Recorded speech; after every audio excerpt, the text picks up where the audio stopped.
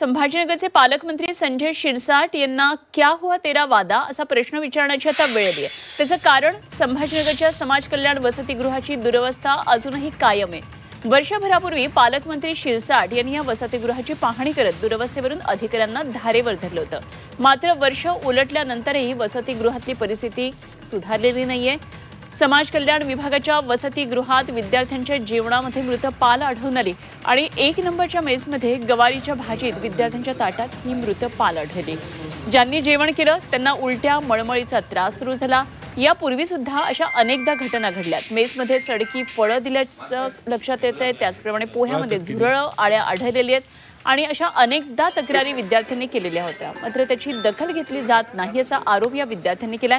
त्यामुळे आता सामाजिक न्यायमंत्री आणि पालकमंत्री संजय शिरसाट यांनाही वसतिगृह अधिकारी जुमानत नाहीत का असा प्रश्न उपस्थित होतोय।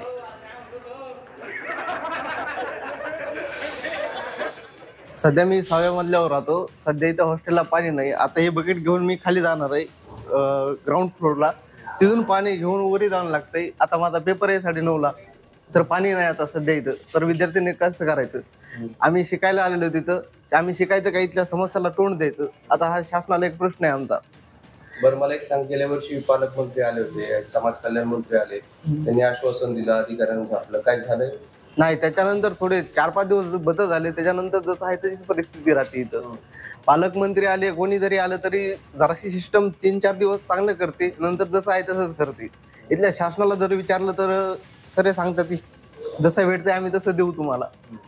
पाण्याची व्यवस्था बघितली तर पाणी जर आलं तर तुम्हाला हे तुटी जर बघितली, तुटीला थोडं पाणी येतंय। पाणी राहतंय आम्हाला फक्त 1 तास, तेवढ्यात पाणी भरणं होत नाही आमचं। संजय शिरसाट माननीय सामाजिक न्याय मंत्री यांनी या वसतिगृहाला भेट दिली होती। या वसतिगृहाची स्थिती अजून दयनीय झालेली आहे। त्यांनी सांगितलं 5 कोटी रुपये देतो, त्याच वेळेस म्हटलं होतं जसं आता त्यांच्या घरातल्या बॅगमधून आणून देतात। परंतु ठीक आहे, सरकारचे 5 कोटी येत असताना अजूनही याची दयनीय स्थिती नाही तर अतिदयनीय झालेली आहे। विद्यार्थ्यांच्या जेवणात पाल निघाली परवा। याच्यापेक्षा दुर्दैव काय असू शकतं? पाल म्हणजे किती विषारी असते। आणि म्हणून हे मंत्री फक्त बोल घेवडे आहे, खात्यात काय कारभार चालू याच्याशी देणं घेणं नाही, अशा प्रकारची स्थिती आहे। अधिकाऱ्यावर नियंत्रण नाही, अधिकारी बेमुरवत खोर झालेले आहेत।